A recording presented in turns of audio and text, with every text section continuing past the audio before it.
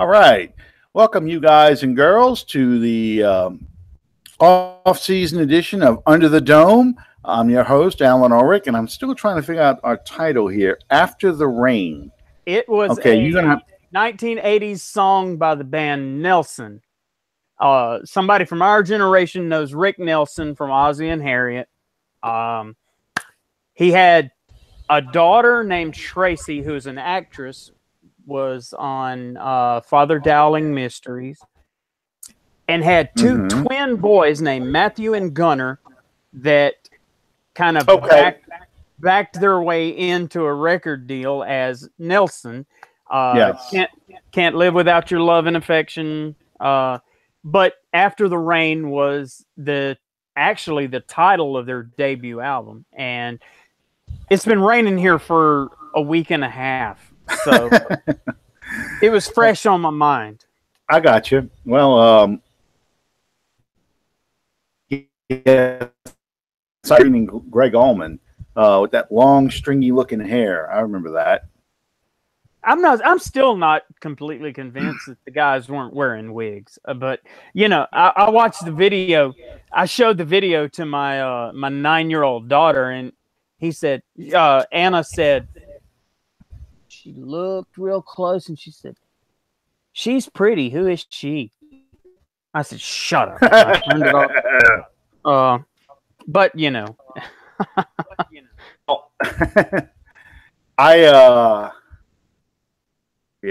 I'm looking at him right now, trying to remember what was that big hit. I don't remember what. Love what and Affection.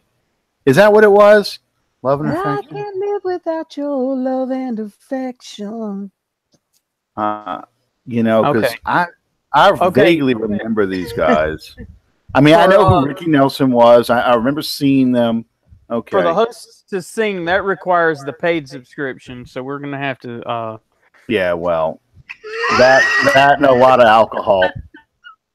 I already told somebody, if ever found me on stage doing karaoke, somebody better call Guinness, because there's a world's record. That just doesn't happen. I sing like hell in the car, and I sing a lot in the shower, but that's about it, because I sound damn good when that music's turned up loud. Yeah, man. I remember the first time one of my offspring actually saw the videos of me on YouTube, and I'm not going to put out there. If you want to know where they are, DM me. But there are videos on YouTube of me on stage performing, and you must bear in mind that it was the 1980s, so there's a lot of little accoutrements that go with performance. He has a mullet. Well, no, I had really long hair, and there was quite a bit of top fuel involved. It was the age of excess. What can I say? But the first time that my son, who's now 20, and I would guess this was probably 6, 8, 10 years ago, maybe. He saw it was on YouTube, and I pulled it up, and I said, "Watch this." And it was like 2:00 in the morning, and we were house sitting for friends of ours. So the house is quiet. It's just me and him, and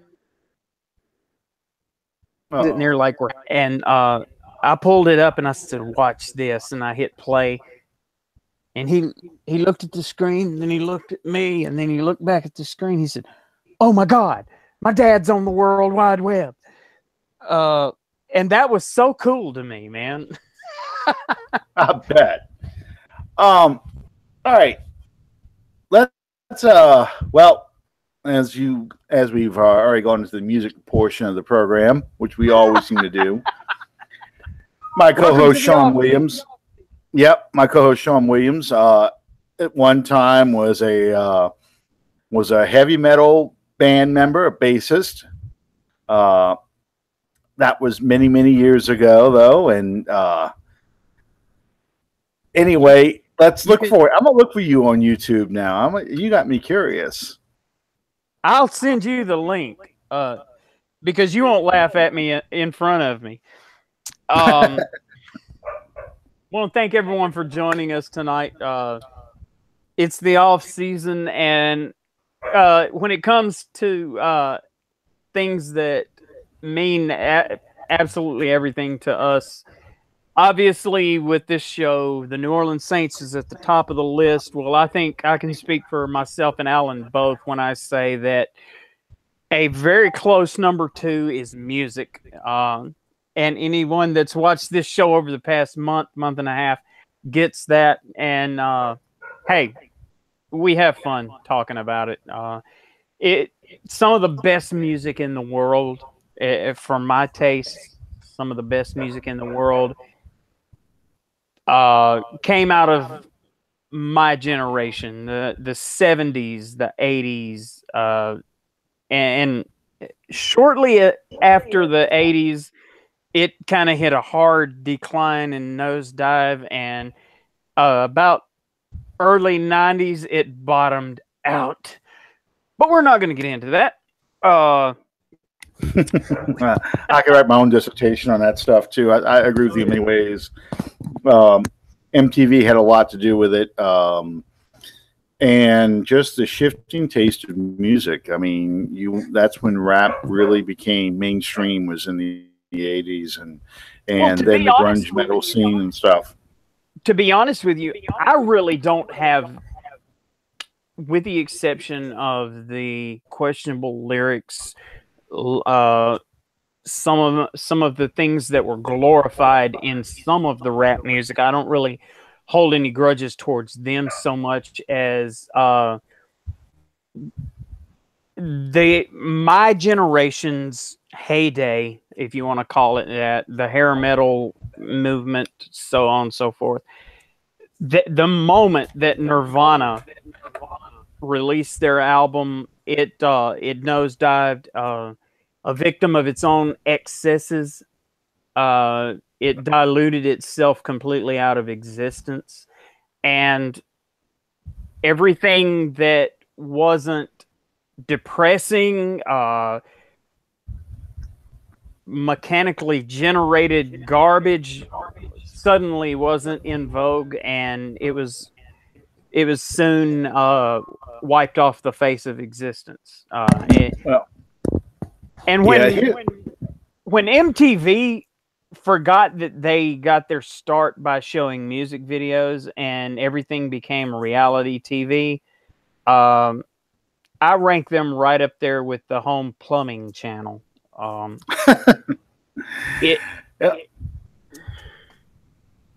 course, I can I can say the exact same thing about the History Channel.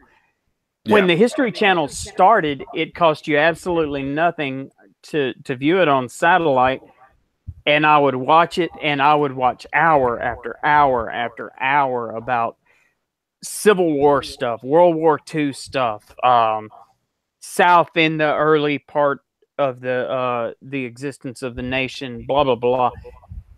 And you turn on the History Channel now, and it's a 12-hour block of Pawn Stars, and then a 12-hour block of Ice Road Truckers.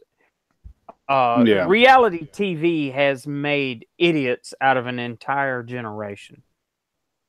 Well, it's cheap and it's easy to produce, and it's a shame because, I used to watch History Channel a lot too, and actually a lot of the shows you're talking about have moved over to what used to be called the Military Channel, and now it's like the History Military Channel or something like that. And you see a lot of the World War II stuff, a lot of the Civil War stuff, and things like that. I even enjoyed the series on the Bible. That was a really good series. But here's the thing. We were talking about music before, because I know we have younger viewers and so forth, but my theory has always been this. About the time that music whole your life. Now, for me, that was 7 years old, probably around 1975, 74, 75. It really got a hold of me. Okay. In fact, 75 is probably my all-time favorite year of music. But for people who had the music to listen to from about the time they turned 10, 11 to their high school years, that seems to be like the years that kind of dictate what kind of music you're going to like. Because you talked about, like my dad, for example, he enjoys the music from his teen years and his years. He was in the Air Force. For me, it's, and probably you too, it's the late 70s, early 80s into about the mid 80s. That's our favorite time. Well, that was when we were in high school and we were preteens and so forth. And for my kids, especially my middle one, whose birthday is today, Allison's birthday, she turned 20. Happy birthday, Allison. Happy birthday, Allison, our very first female guest ever. Yes, yes. Her favorite music is from about the time she turned 8 or 9 to now. She loves all the music that's out now. She doesn't like the older music. She doesn't like, and then when she gets a little bit older, I think it'll change for her too. She says it's not going to be, to her, not as good as what she liked from about 7, 8 till now. So it's just, that's always been a frame of reference for a lot of people. So that's why I don't really blast people who like certain kind of music. I just, it's just not for me. I'll say, hey, that's not my style, but that's me. All right. Okay, we've talked enough about music. I could talk all about this all day because that's, my other passions, as you said. Sean, we've talked about pretty much all of the positions in the all the position we talk about on the team. The only thing we have not talked about is the coaching staff. And one of the reasons we saved it for last is because there were a lot of rumors flying around that, Dan Campbell could have been a head coach for somebody or go on to be offensive coordinator for somebody. Aaron Glenn was supposed to maybe go off to New England or someone like that. We thought we might lose a couple of coaches this year. We ended up not losing any of them. So we have our staff returning intact. Just as a thumbnail sketch, if you had to pick of the new people we brought in, and I mean Nolan, the special teams coaches, defensive line coach, of those people we brought in, who would you consider like the MVP of the new coaches that came in that really seemed to be the one that got our defense over the hump?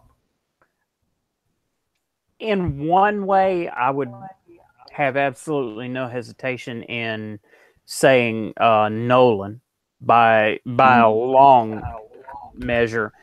But at the same time, I think, and the distinction here being that you said some of the new folks that we brought in, I think Glenn would probably be my MVP for the job that he did, not just with Lattimore, because with Lattimore, I don't think that a whole lot of that was going to be coaching him up to be that player at this level, so much as him being talented enough to just simply raise his game to where it needed to be to play at this level.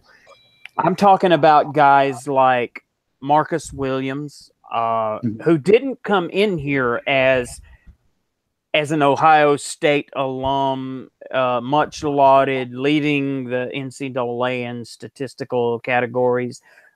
Your Ken Crawley, probably the biggest one as far as I'm concerned, how he coached this undrafted free agent second-year player to be a bookend for Lattimore on the opposite side there. I cannot understate exactly how much that Glenn has altered this defense in a good way. Yeah, I would agree with that. You with two rookies. Now this year's, I'm just going to take audience and player, and they play for unit. If you think about the season, and even a bit of the 2014 season, when you had a defensive coordinator, how many assignments did you base from veterans? They're all standing around looking at each other, pointing at each other like, I thought you had him. I thought you had him. You had games like, for a lot of time, the Washington game, and I think maybe some of that is because Lattimore went out injured. You had a couple wide open, but there's two games, and the Washington game, whatever happened, the one mistake, they seem to correct the next series. Yeah. But here's my the defensive line coach. Excuse me. You had me thinking Nelson Nielsen. Nielsen.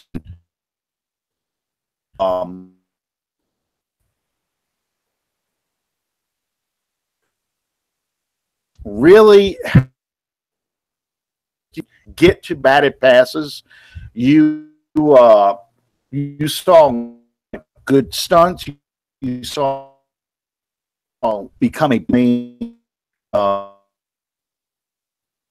ought to take a step forward.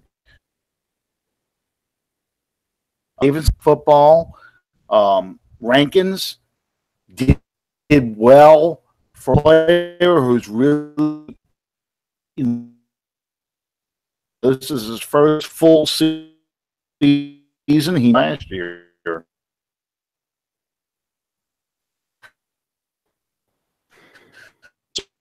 And then in some formations, and then of course Cam Jordan had all-pro season. But I really think Ryan Nielsen really got that defensive to play better because more aware. It was more. Let's get to the quarterback. We don't get to the quarterback. They were much smarter. If they didn't think they could get to the quarterback, they would stop and jump and put their hands up. Not passes, just a defensive front. Then the statistics are going to show, because a lot of people just love the sacks because of the glory stat that shows up big on the sheet. Much defense. I saw somebody one time. I said, overrated, and what do you mean over? And I elaborated on that by saying that you get on first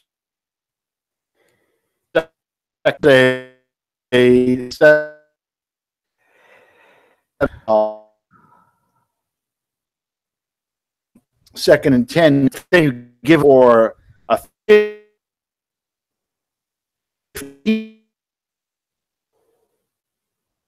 And a lot of times getting off the field isn't just getting down passes and stopping the first down. And I thought we saw a lot more of that. I thought the better about part of the season we're winning those 8 games. What is your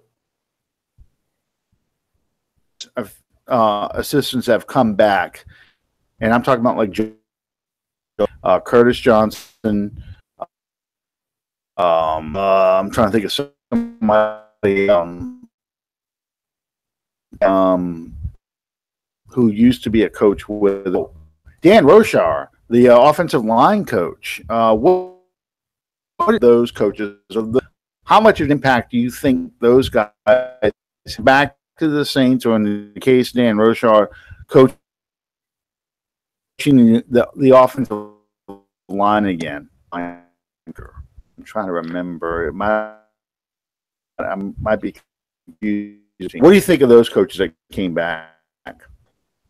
I don't think that we could have made the run that we did without them.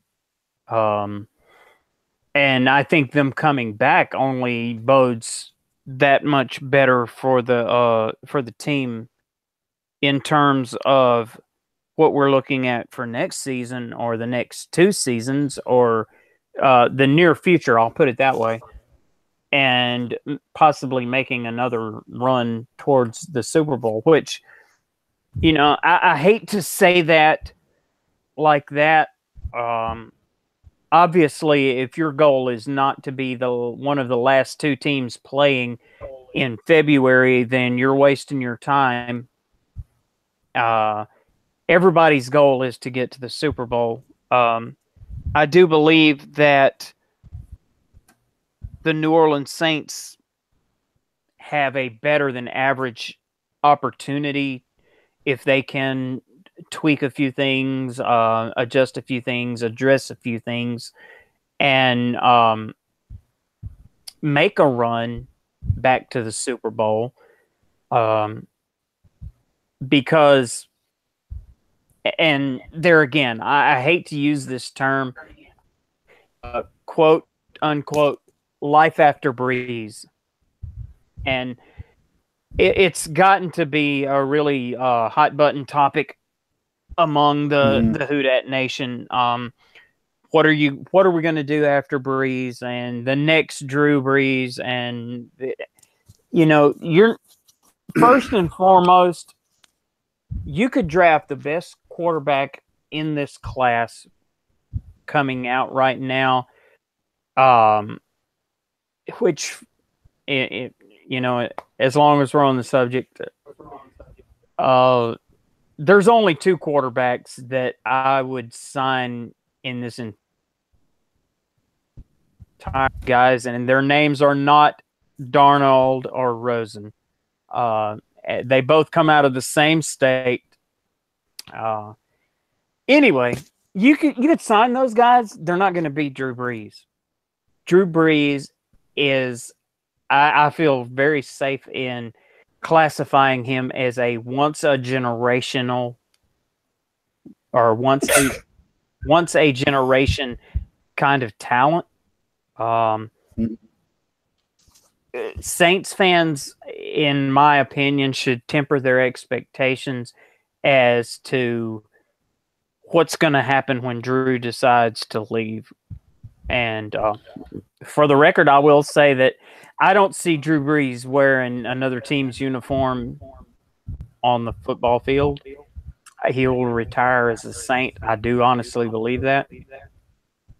But when he goes, Saints fans should hope for a transitional guy, which is what I call him.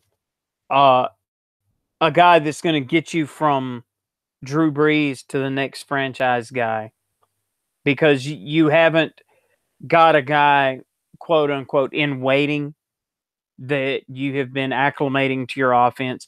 A guy that maybe not has learned from Drew Brees so much as sit and watched him and developed his game behind him. Chase Daniel could very easily be a transitional quarterback.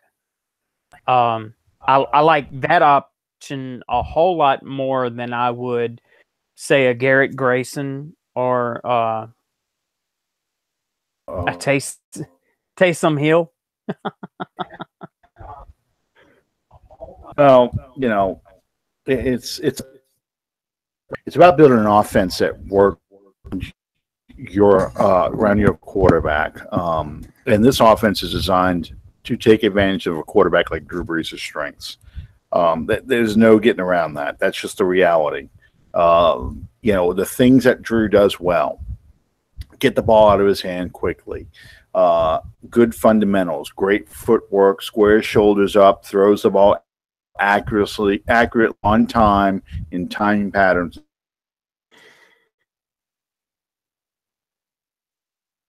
and so forth. That is talking.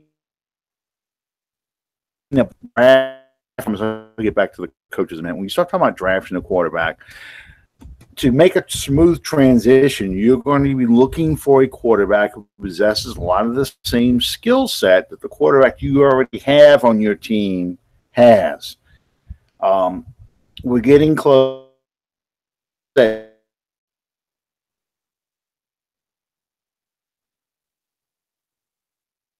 Deadline for injuries itself,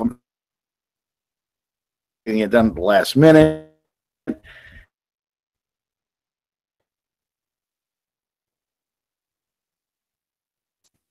Now you're looking at pop before you really guy already in the wings waiting, and supposedly Drew is mentoring him so he gets to be a much better quarterback and so forth.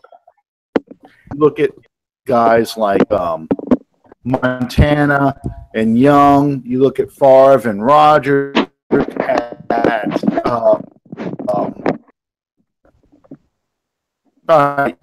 back? Hey, I'm good. I only dropped you a few seconds there. Okay. My signal wasn't collaborating, so. Okay, problem. I'm adjusting. Carry on. Gotcha. Right. Anyway, those situations when you have those, they don't get along. They don't mentor each other. The whole, in this case, of Montana or Favre, they sort of resent that new guy who's there strictly to take their job, and they feel like the pressure's on them to play perfectly, or else he's going to get the job. The media was pushing them. That guy, especially if that guy, that new quarterback, in preseason or in practice, or they feel like the season is over, pressure just builds on the coaching staff. Well, why don't you play the new guy? It's ready for the new guy. The season's long. Let's put that new guy in. So teams hate that. Coaches hate having to deal with the quarterback controversy. And the quarterbacks can feel it. They hate that tension. So try to and not work on it, or just totally destroys the new guy as far as the confidence, helping them, and hey man, that's on you. Go swim your own. So that's the kind of draw by making a move to draft a quarterback for the future.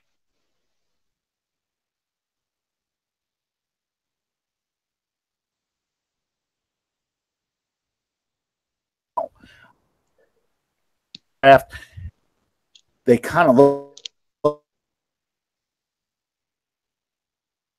look at him or certainly that's the case with Chase Daniel and Drew Brees, where Drew Chase is the future. So you got to wait at least 1 year, maybe two, before you actually make that move.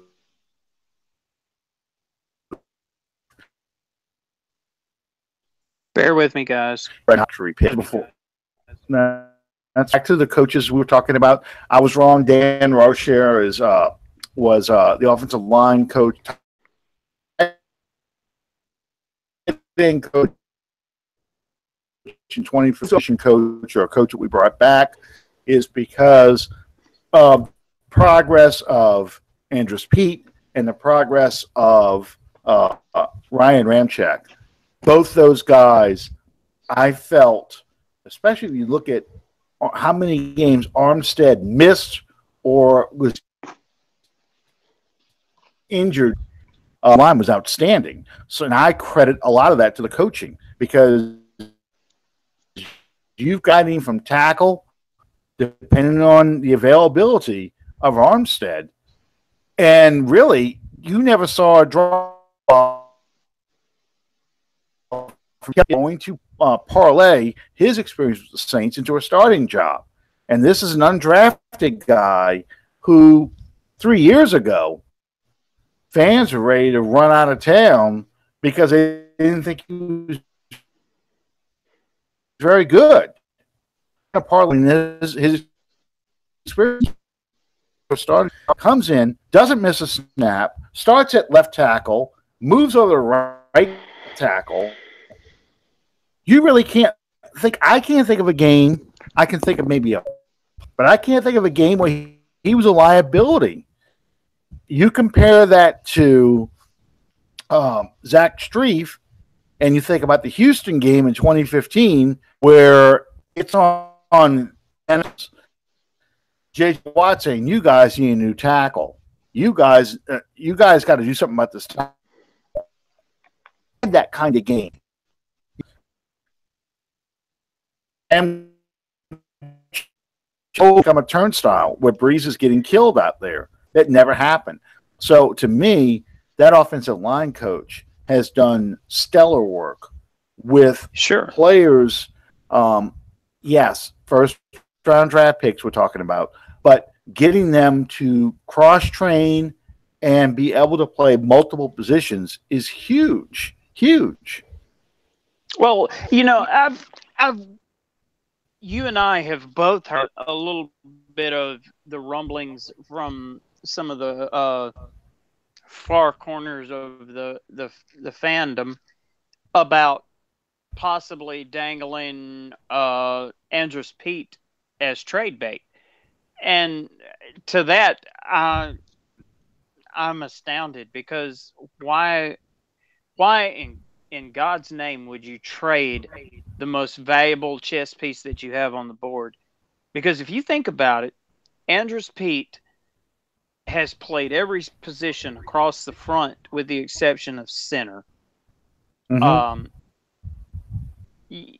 There is no position that is in such dire straits that we should consider trading Andrus Peat for you could send the whole offense to us and let us pick and choose who we wanted to keep and who we wanted to send back to. It still wouldn't be worth what Andrus Peat means to this team. And what's the saying I read on draft day? Everybody wants the Cowboys offensive line. I mean, the Cowboys offensive line from 2016. Everybody wants the Cowboys offensive line. Nobody wants to draft the Cowboys offensive line. Yeah. We were just talking about a quarterback earlier, getting the quarterback of the future. Think about this. Your offensive line outside of Max Unger is all under, 27, 26? They're all young. I think probably Andrew, Dad is the oldest. Unger's the oldest. Unger's 30. Well, I mean, besides Unger. Yeah.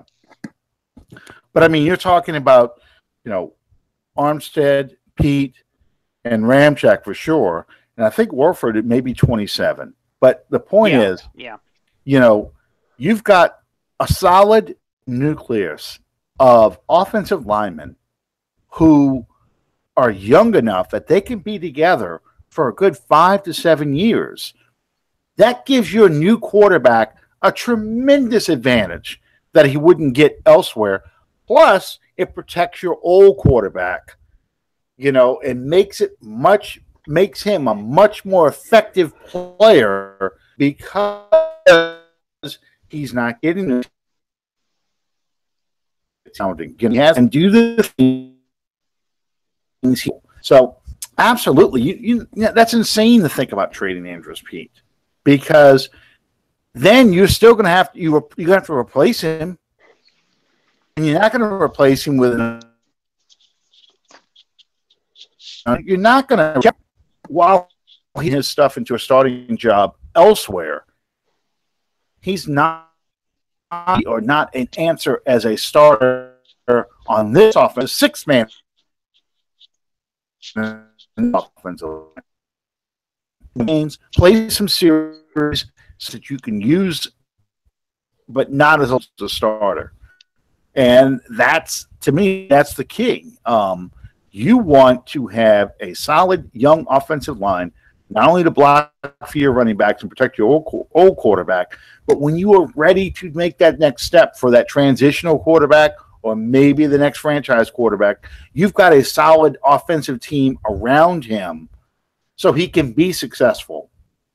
So, the Browns, for example, and all this through, those guys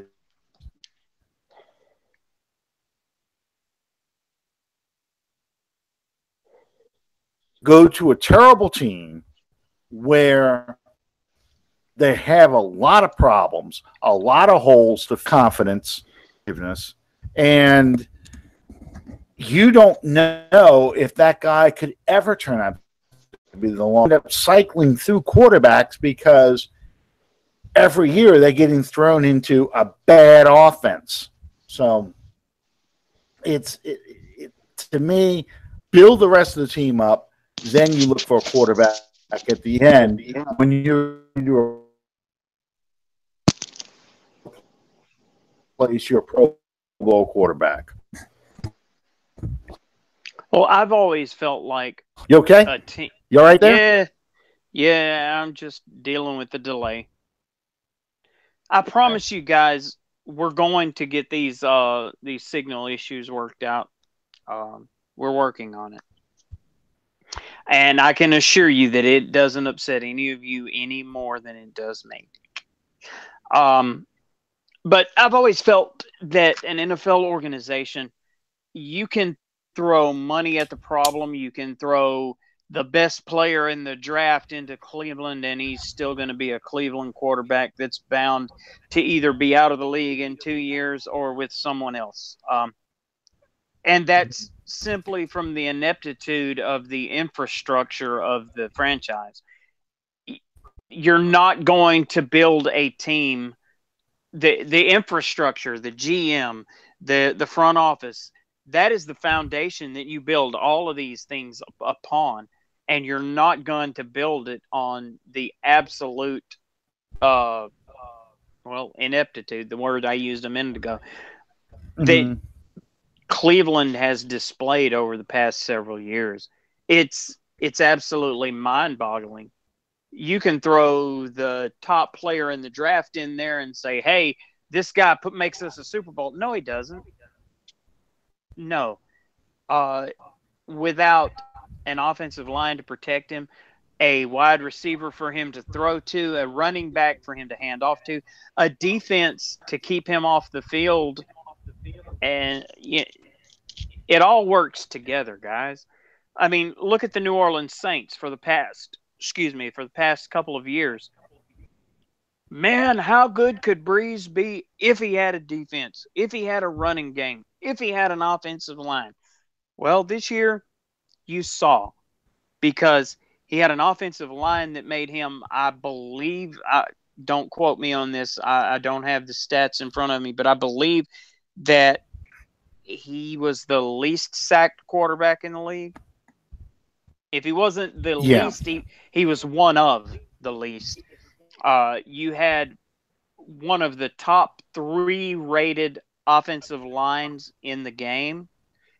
You had arguably the top running back tandem in the league in Ingram and Kamara. And while the wide receiver core basically consisted of Michael Thomas and every once in a while Ted Ginn Jr., what you saw was maybe the most prolific season that Drew Brees has had as a professional. Mm-hmm. And that translated into a 7-9 record being transformed into a 11-5. I didn't think we lost that other game, but an 11-5 record to the NFC South Championship and a divisional round drive into the playoffs. As much as Drew Brees can do, this team will thrive at a much higher level when you don't ask him to, when he doesn't have to. Yeah. Right. Well, like earlier, what you've got, what you clearly saw in the playoff games, Drew Brees taking a step up. Teams started to play okay. We're not going to let Ingram and Kamara beat us. We're going to make, which seems insane. We're going to make Drew Brees beat us with his arm, and sure enough, but like I said earlier. But, it's just like we talked about at the time, though, Alan. I'm sorry to interrupt, but to the point that you just made, these teams that we're facing saying we're going to make Drew Brees beat us. At the same time, how many times have we seen a 39-year-old quarterback where you put them into that position and say, okay, you're going to have to beat us, that it didn't work out that way? Right. Exactly. So what I was saying earlier was, okay, so now we're going to make a more complete offense. When you've improved that offensive line, when you've made the commitment to the running back, you passing game, you had a quarterback.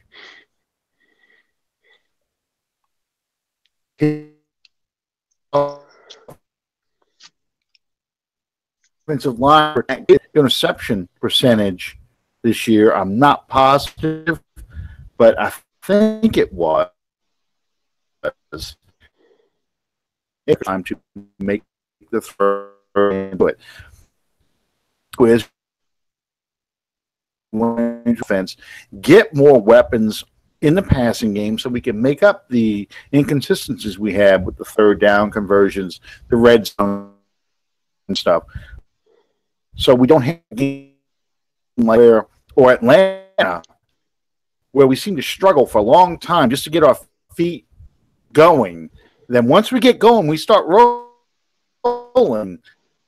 But then lose because of an interception or a freak play in the Minnesota 2009, 2011, where we were beating teams in the first half. In the second half, we're kind of closing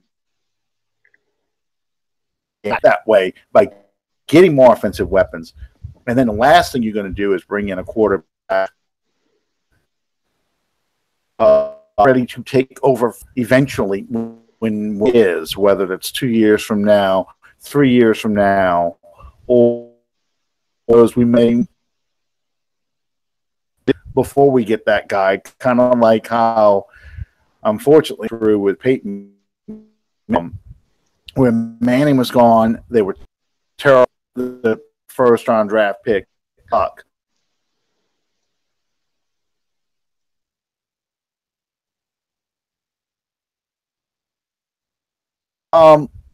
Yeah, the first wave of free agency, and we kind of have an idea where the things are going to go.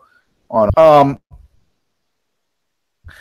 Combine started what, today? Yes, today or tomorrow. It started today. Yes. Yay!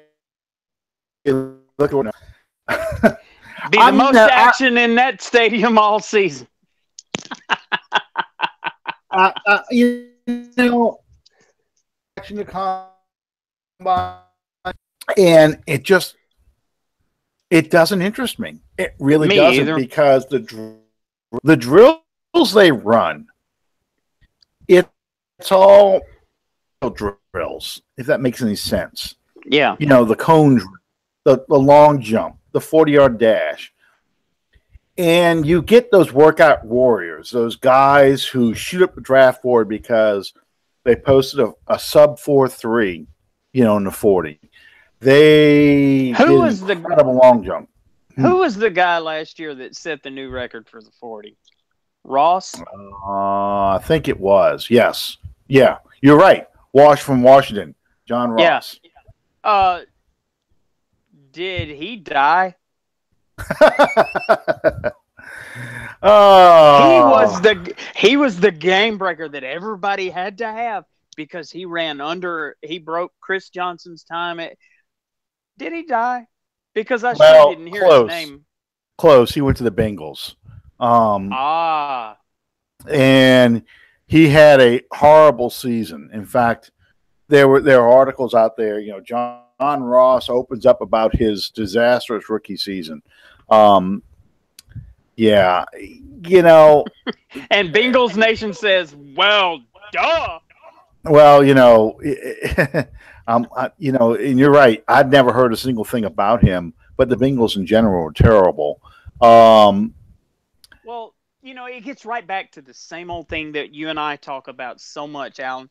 It's the fact that the biggest factor in determining whether a player is going to transition from the college superstar into a all-pro professional football player, the single thing that matters the most, you cannot gauge it. You cannot. There's no questions that you can ask to ascertain it. It's how much the guy wants it, how much he's willing to do, willing to invest of himself to make it happen.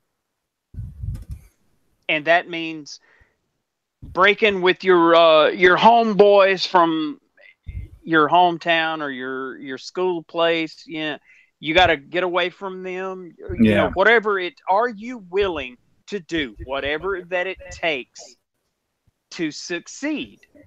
Because now it's not a game anymore; it's a business, and you're either going to turn a profit or they're going to turn you loose.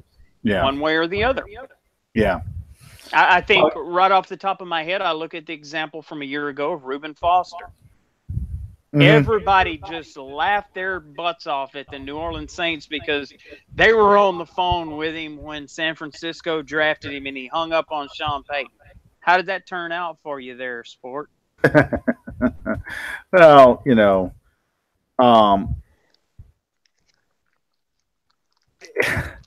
here's the thing when it comes to these guys. A lot of it has to do with what kind of system you end up in. Reuben Foster, but the Saints, does he end up in the same probably out in San Francisco? He probably having the 49ers right now because the 49ers are rebuilding. They're tearing everything down and rebuilding that team. But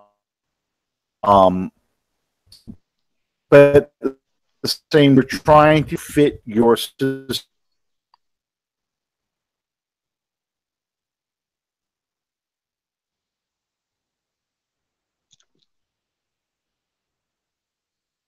Combined where they basically sent his home. And he claimed it was just confusion and misunderstanding of things because he was aggravated.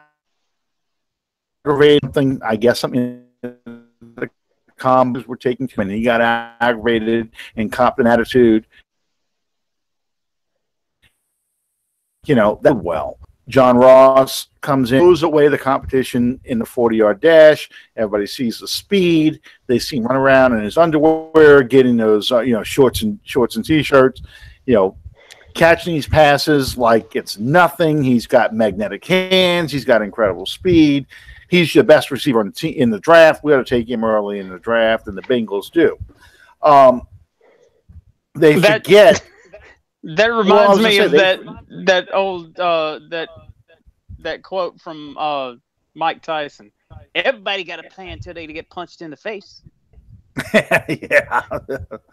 Well, you know, and my thing was they forget how good of a football player he was, or can he play football? And you have to kind of watch, you know, what the guy field as well as what he does at the combine. And you have to interview these people and see what kind of feel you get for them when you talk to them and see what kind of football IQ they have. The reason why the Saints went after Alvin Kamara is because he seemed to have a high football IQ. that was beyond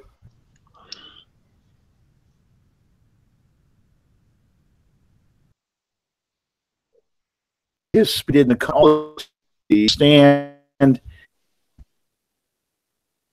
and execute the offensive scheme.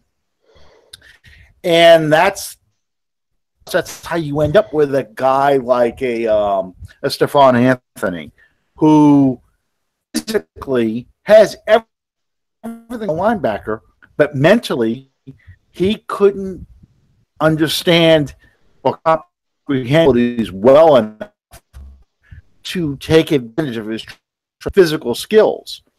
And I think that's the stuff that gets lost combine because we don't see that. That's the part that isn't televised, and that's the part that will make or break a player.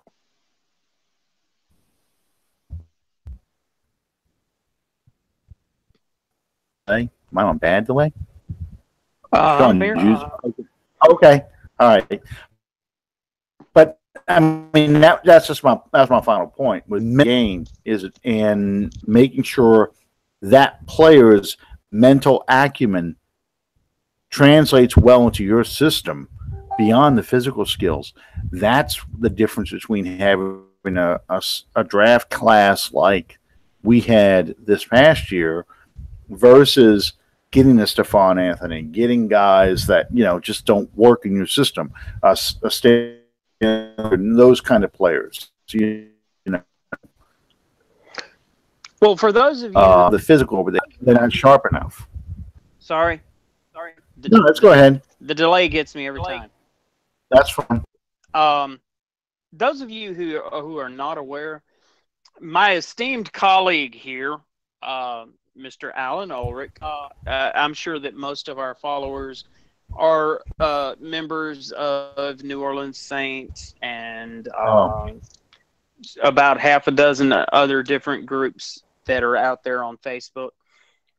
This man is such an incredibly gifted writer. He's not just eye candy on our show. He's pretty intelligent, and he's a fantastic writer. And we're going to start getting into some of the stuff that he's writing on Facebook and giving him the opportunity here to expand a little bit on that. Is it expand or expound? Expound. Expound on some of the stuff that he's writing. Alan, you want to tell him about that?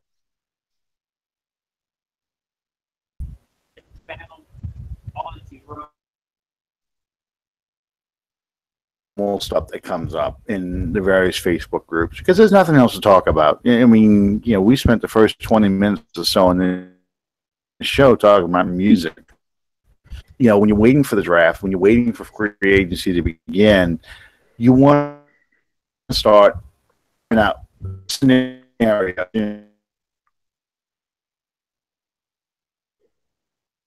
What did Kendall Jack have to get Baker Mayfield? What if the Saints trade away Andrews Pete for an extra first-round pick and can take a running back? Who knows? All the scenarios that people go through in their mind. Bringing back Jimmy Graham and so forth. So what I did was kind of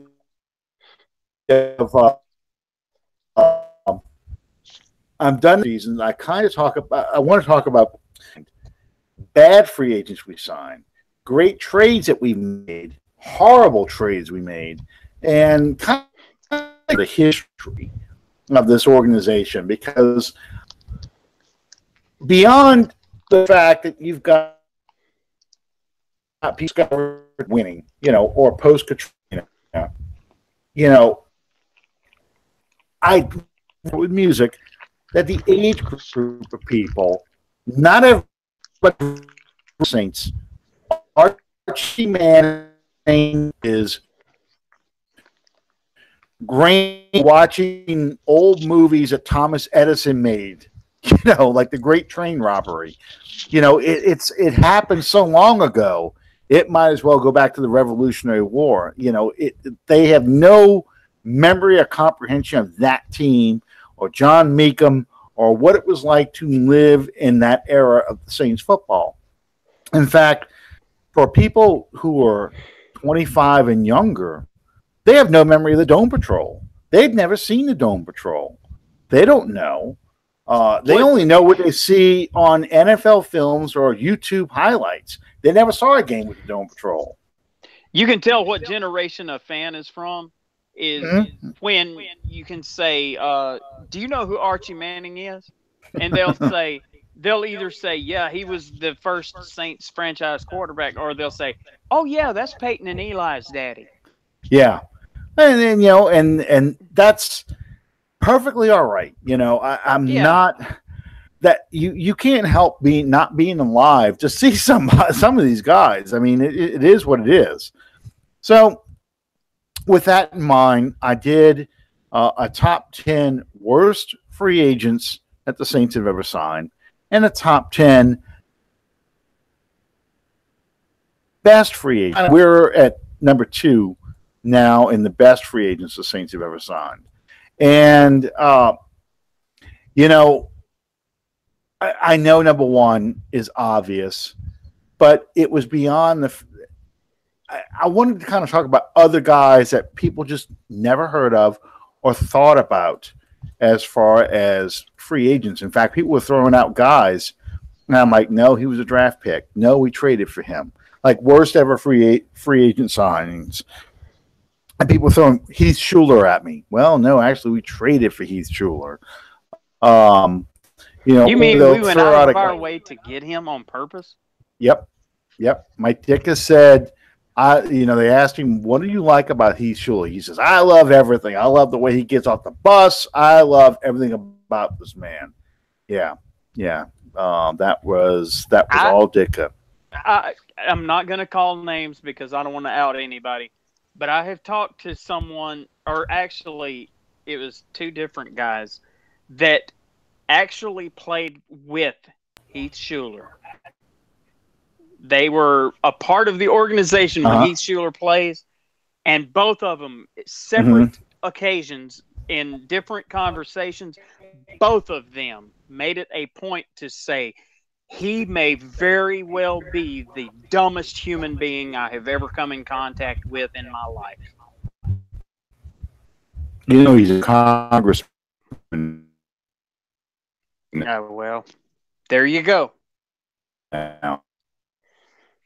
Right? Mm-hmm. Like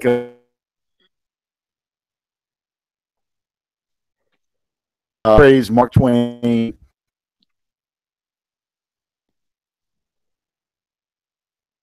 He's an idiot and a congressman. Yeah. So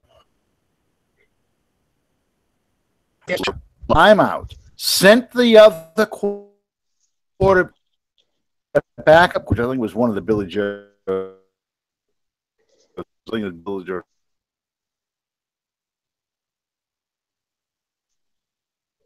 Oliver. Roth, Schuler sent Heath Schuler back out there. So, that's the kind of lunacy that was going on. And my top worst players were. I can do the draft too. I could put it back up there. I did that last year. And the top 10 were, James Tootie Robbins, who and before we drafted played all of one camp, injured over, never looked back, and Robbins got cut paycheck. Grady Jackson, big fat guy, Eric Allen. Some people disagree because to go to the Pro Bowl there. The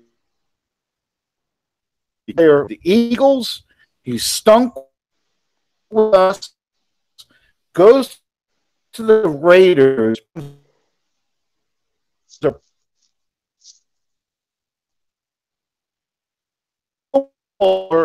So he had a bunch of multiple suspensions. He was Josh Gordon before Josh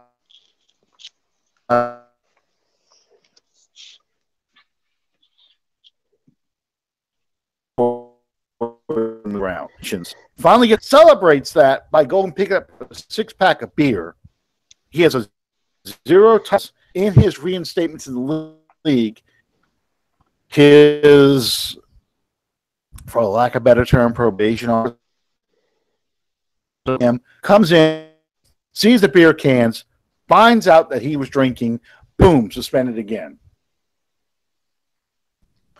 Jason David, we all know about Jason David. Andre Royal, who never played it down for the Saints.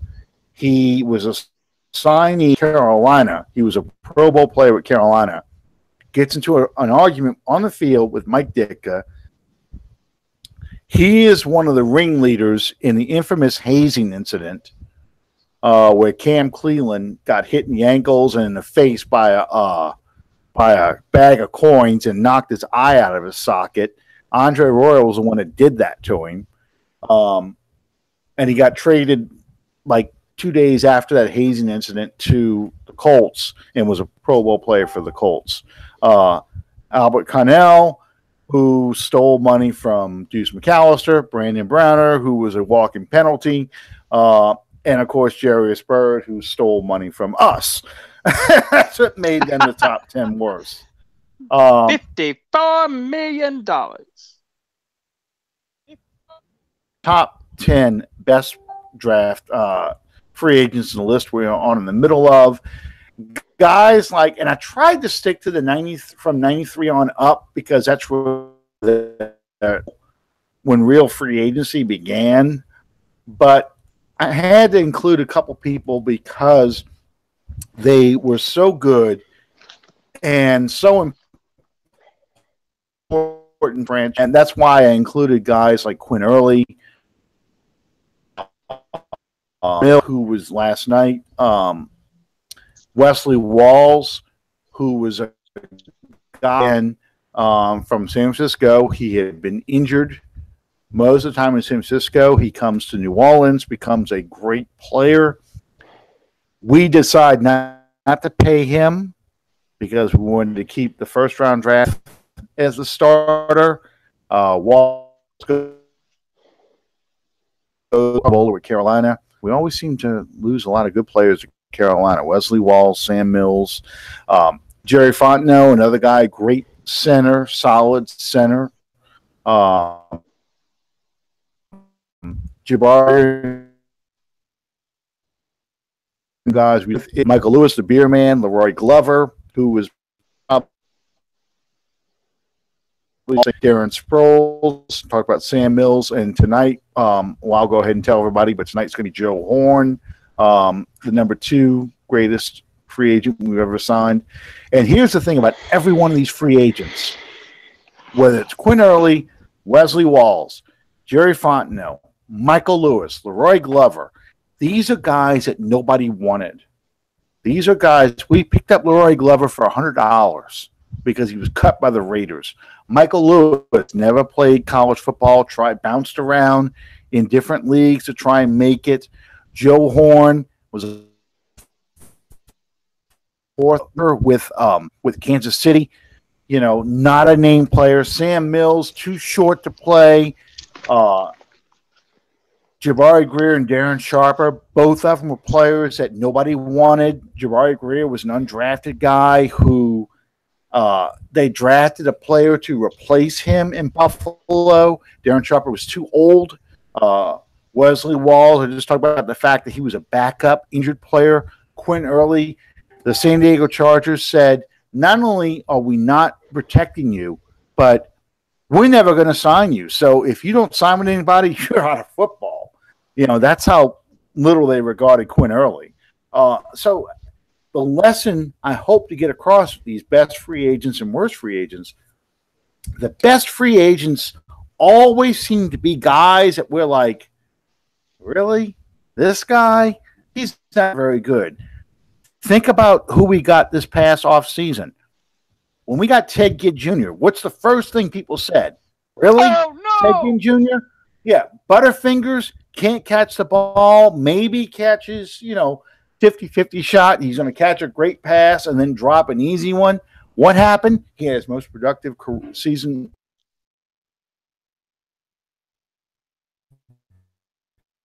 as a player.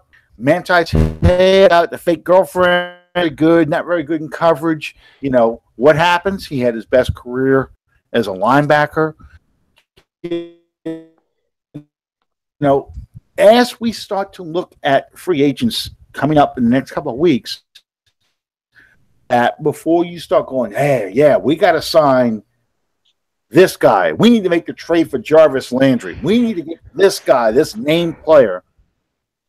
And the reality is, as we see over and over and over again, it's the guys who will make it, or the guy that you desperately think we need an upgrade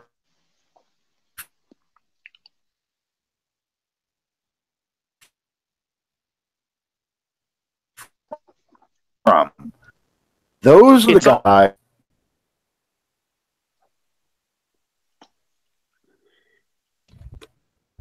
Go ahead. It's always about time and place, man. Just because a guy is an all-pro over here doesn't mean he's going to be an all-pro over here. It's all about surroundings. It's all about productivity. It's all about the team that you're on. It's all about the coach that you play for utilizing you in your best way possible. Nothing is a sure thing in this league. And that goes equally from transitioning from the college level to the pro level as it does transitioning from being a Dallas Cowboy to a New Orleans Saint and vice versa. Yeah.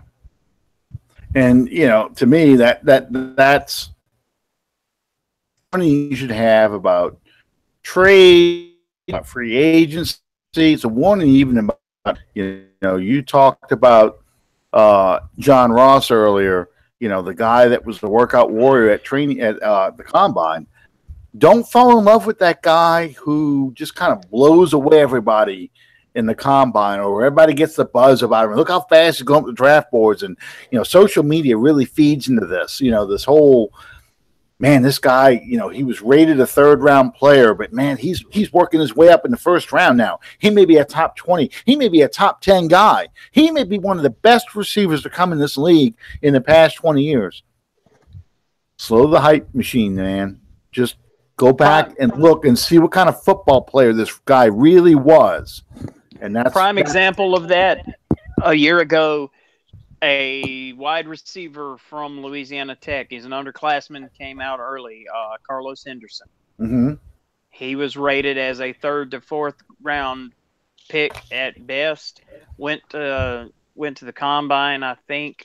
It was either the combine or pro day. And all of a sudden, he shot up to possibly a first-day draft pick. Mm-hmm. He didn't get picked in the first day. And to be honest with you, I think San Francisco may have taken him. But I can't speak as to what he did this season. Yeah. Excellent workouts do not a career make. Mm-hmm. Tony Mandarich. You know, when you talk about he's at the Broncos. Carlos Henderson's with the Broncos now, and I don't think Broncos. he played. So, yeah. Oh, look, Denver Broncos. Carlos Henderson arrested on marijuana charge. And this was last month. I didn't say he was smart. Yeah. You can get arrested Trent for Taylor. Trent I Taylor guess. was Trent Taylor was the wide receiver from Tech that went to San Francisco. Yeah. Yeah. Hang on a second. You got me. I got to do this one here. Is this a ULL Tech thing? 89. Right. Mentioned the incredible bulk. You mentioned Mandarich. Tony Mandarich. Okay. Here we go.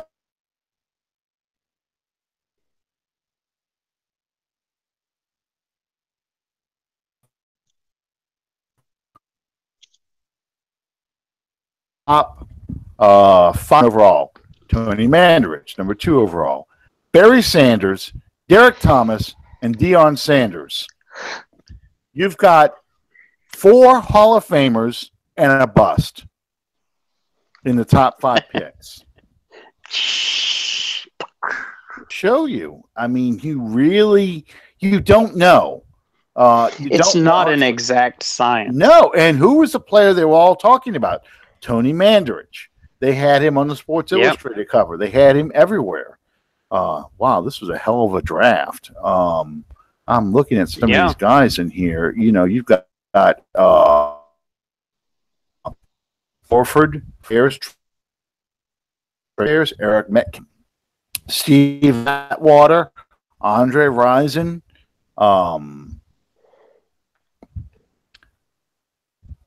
Keith DeLong, who was the first round. The Saints took Wayne Martin. You know, it was a hell of a draft. That was a lot of good players. Of course, the Patriots took Hartley Dykes, who was a bust. I mean, but yeah, even the second round, a lot of good players. Darryl John, Dallas Cowboys. Dennis Byrd, who is more famous for his injury. Jets. He was the second round. Yeah. Saints took right here. Billy Joe Tolliver, second round pick of San Diego Chargers. Wesley Walls, there we go, second round pick.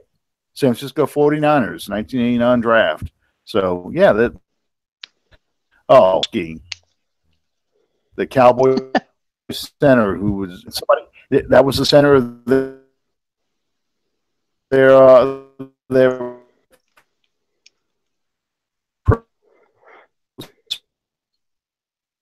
team. Speaking of Nick, I see a lot of famous players in here. You know, Chris Gannon, defensive and do well. Anyway, but yeah, the point is though, you know, when I pulled up that draft, more talent in the top 5 picks, and one player you pick, you figure is a number 2 overall pick, you're going to find in the best player of the draft. So the draft isn't an exact science. I want to thank everyone for joining us tonight. Yes. I'm sorry, did I cut you off? No. I am having internet hell with my setup here tonight. I apologize to everyone. We want to thank Fan First Productions for being our sponsor and invite you guys to subscribe to our podcast on YouTube and on iTunes. Thank you so much for your support. Reach out to us at Under the Dome PO1 on Twitter or on our Facebook page, Under the Dome Podcast. Tell us what you want to see, what you want to hear, what you like, what you don't like. May not alter the way that we approach things, but we do like to hear from you from time to time. Yeah. Yeah. Well, thank you guys for joining us. In the books today, we will also, I believe, free arts next week.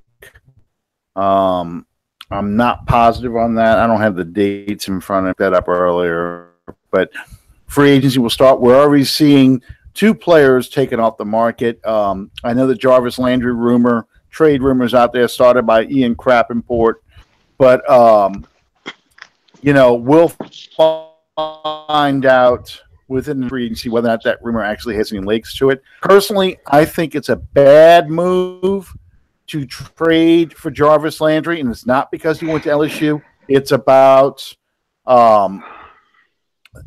it making financial sense to have a $10 to $12 million, not $16 million, but $10 to $12 million as your number 2/number 3 guy, when Michael Thomas is clearly your number 1 guy. And what do you give up for Jarvis Landry? Again, we're not a receiver away from a Super Bowl run. There's no reason to trade for a receiver. there's plenty of good receivers, quality receivers you can get a lot cheaper who are better fits for your offense. As productive as Jarvis Landry is, he's looking to be a number one receiver somewhere. It's better for what we need, a 2/3 guy, to just get that in the draft or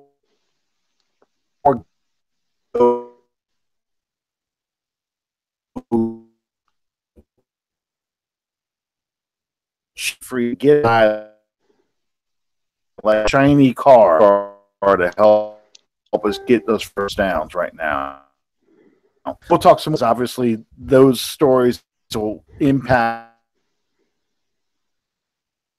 next. We'll start and who the Saints should be looking at all next week after the combine follow-up. Anyway, thanks time. Good night, everybody.